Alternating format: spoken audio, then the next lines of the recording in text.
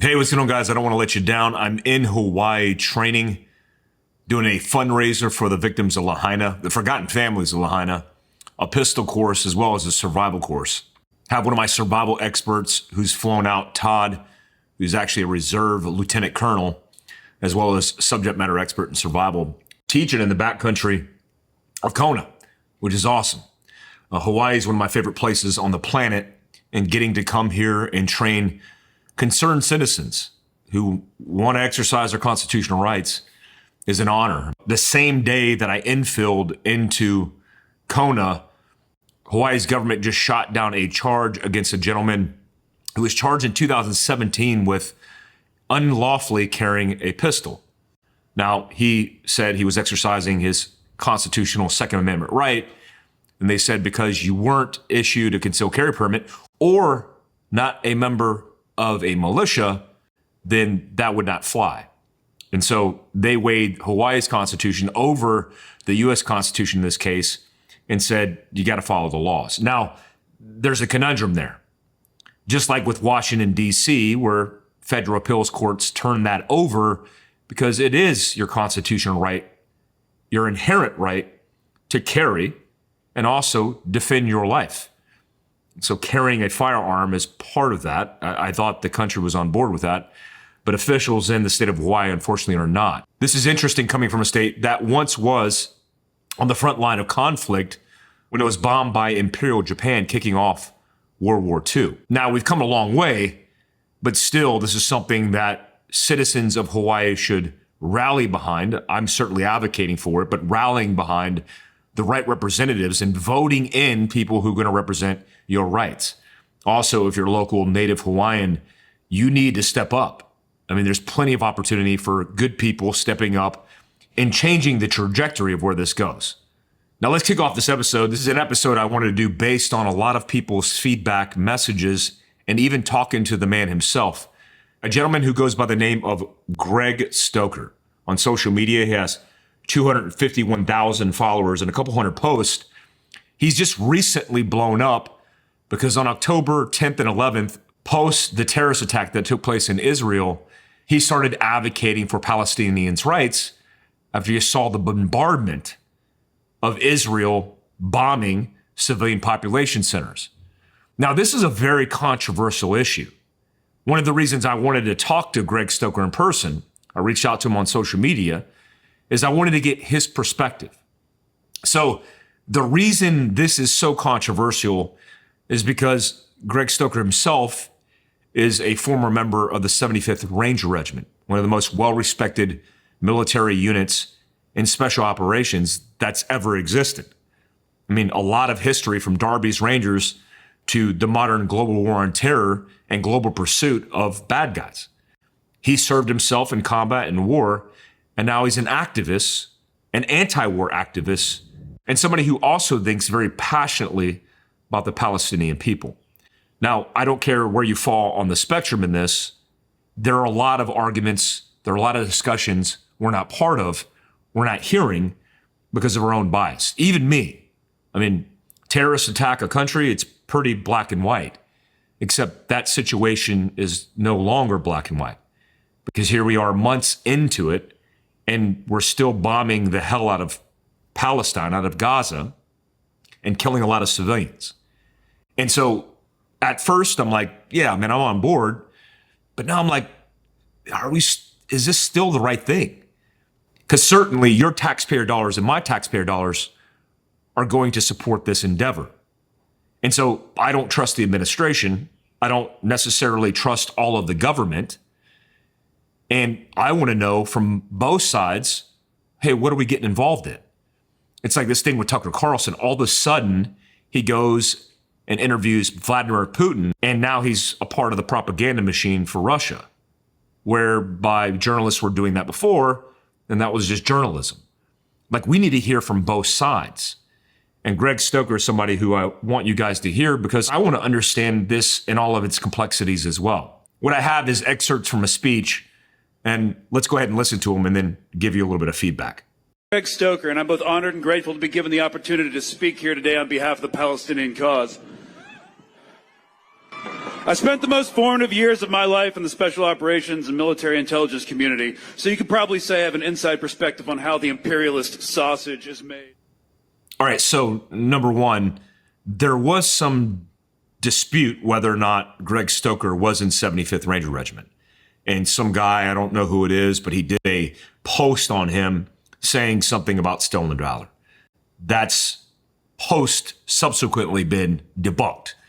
This guy was in 75th Ranger Regiment, and I think the debate was whether or not his kit was military issued and he had non-traditional kit on. I mean, depending on what unit and organization you work for in special operations, you buy and wear your own kit. I mean, here's a picture of me in Afghanistan wearing kit I bought myself and was never issued.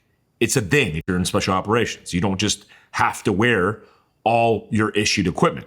Now, I have been in organizations where they have restricted what I could wear and very specifically wanted me to wear issued equipment. And even then, we just bought the Paraclete and bought it in the color. Didn't have to wear that Eagle garbage that we were issued. No offense to Eagle, but it just sucked. So let's move on. First went public on social media on October 11th after seeing 2,000-pound bombs dropped in civilian neighborhood and the specific and subsequent state policy of directly targeting hospitals. My message was simple. They're intentionally targeting civilians. Everything they do violates the law of land warfare, and they are going to lose, and they're rushing towards a strategic defeat from which they will never recover. There's no doubt in my mind that Israel, like America, is losing strategically, because we're not seeing the big picture. I mean, this is coming from a guy who's deployed with the military and the CIA over a dozen times, who saw firsthand all the significant errors that we made in not understanding the big picture because we were too concerned about the war of attrition. When you're just bombing the hell out of a civilian population, you are making generations of enemies to come. So he's not wrong there. Now, the thing he says about violating the laws of land warfare, I don't know if that's true. Everything that I've read on the laws of land warfare, especially when the enemy is hiding in civilian populations, they're technically following the laws of land warfare by going after them. Now, does that make it right? Not necessarily. Does it make it morally and ethically a dilemma? Yes. What do you do when you're pursuing an enemy that is hiding in civilian populations? And let's be perfectly honest. If you look at Afghanistan alone, coalition forces killed around 400,000+ civilians in different attacks. Now, again, not saying it's right. I just don't think it's violating the rules of land warfare. Now, there's one side of this that's saying it's a genocide. I don't necessarily agree with that, understanding how Israel operates. I mean, very specifically, their tactical operations centers, you better believe, have Americans in there. And between fidelity and correlation of target sets, they understand and they weigh the risk. They also weigh collateral damage as part of their process. I mean, it's a very modern process in warfare. Now, again, I'm not saying that's right. I just don't think it violates the law. Now, here's specifically what he's lining out on October 11th. He's watching 2,000 pounds being dropped in civilian populations. This is absolutely true. Now, here's the moral conundrum. You have an enemy who just killed 1,200+ of your innocent civilians, your women, your children, and your innocent men. How do you respond? How do you react when you go in and campaign against them, especially in a very densely populated area? This is not unprecedented. This takes place, but the timeline as compressed is unprecedented. Something else that I noticed was he talked about 2,000-pound bombs being dropped in Gaza. Now, a 2,000-pound bomb is a massive bomb. As part of my job as a sniper in special operations, they sent me to SOTAC, Special Operations Terminal Air Control School. It was actually really difficult. A big shout out to all the TACPs, JTACs, and controllers out there, because it's not an easy job. And I was like, there's no way they dropped 2,000-pound bombs, but I looked it up and they have. Israel has dropped a lot of 2,000-pound bombs. So any 2,000-pound bomb dropped in a civilian population is going to wreak havoc. It's going to kill hundreds of civilians. And that's hard to swallow. especially if you're somebody who advocates for just not killing innocent people. So yeah, all right, let's move on. Expected us to lose interest after time and to go back to our lives like it was 2001 or 2003 again. But it's a different time, and social media, amongst other things, have broken down the intentionally constructed East-West media and information divide. The old lies won't work anymore. We see children slaughtered every day by a foreign entity to which we gave last year enough money to end homelessness in America. Yeah. And we're not going to stop, and we're not going to forget. We're not going to stand idly by while our government repeats its old modus operandi of bombing the poorest countries on earth for the sake of foreign special interests, for Boeing, for Raytheon, for General Dynamics, the merchants of death, and the energy sector. It's tough. I mean, he's calling Boeing and Raytheon merchants of death. And look, I get it, right? From a defense perspective, militarily and strategically and diplomatically, we need the right position shown in strength, but we also need the defense apparatus to back up what we're demonstrating, what we're diplomatically engaging with. There's a lot of good people who work in the defense industry as civilians who are moving the needle forward in a lot of things that are preventing American lives from being lost and also defending our own country. When he talks about our support in the campaign in Gaza with Israel, he's right. Since World War II, we've given Israel $318 billion. Also recently just passed a bill to support them with $14.5 additional billion dollars. Again, if you parse out all the money between the Middle Eastern conflicts that we're dealing with the Houthis, Hezbollah, and even Hamas, the campaign in Gaza for Israel, and the fight in Ukraine against Russia, we're sitting here accusing all these countries fighting these proxy wars. We're technically doing the same thing. I mean, I'm still an American patriot, and I still believe in American values, but we could have stopped and literally turned homelessness and drug overdose and the border crisis all around with all the money we've invested in foreign wars. All right, last one. Ceasefire will happen. It's an inevitability at this point, and this bloody regime will eventually crumble. But those are just the opening moves of this long campaign. We won't stop talking about Palestine. We won't stop demonstrating or boycotting. We're not going away. The past 4 months have changed everybody irrevocably. It's just a part of life now. They've already lost. They just don't know it yet. Thanks for your time. Defund Israel. Ceasefire now. Get it over with. Free Palestine. I know a lot of people won't agree with me because a lot of people stand with Israel, but I think you could stand with Israel and be proud of this young man for what he's doing.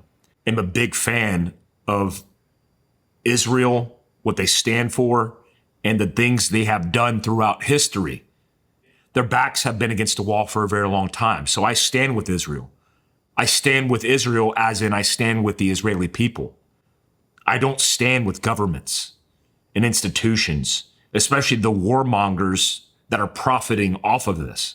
I certainly don't stand with the administration and its further campaigning of conflict and war. We don't have solvable solutions to any of this. It's chaos. It's literally anarchy. Is Greg Stoker in history? Well, he's a U.S. Army Ranger who's leading the way, who's standing up for something that he thinks is wrong. Now, we don't agree on everything, but ultimately everything I heard in his speech, I seemingly agree with. I mean, the kid's smart. He's not stupid. And we need more people like we had in Vietnam that were anti-war for a campaign that killed 60,000+ Americans and millions of Vietnamese. For what? Yes, I'm proud of our service. I'm proud of MACV SOG guys who went and got it done.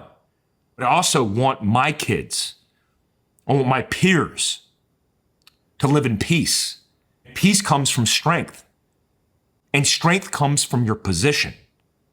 You shouldn't have to demand respect. You should command it. And our interest in foreign wars is blowing my mind. We're in different times, guys. I mean, I was certainly part of the apparatus. I look back now and I realize a lot of those things that I did very specifically were important. But strategically, The guys that were getting paid, the guys that were misaligned in their values, they didn't understand the strategy. They understood the paycheck.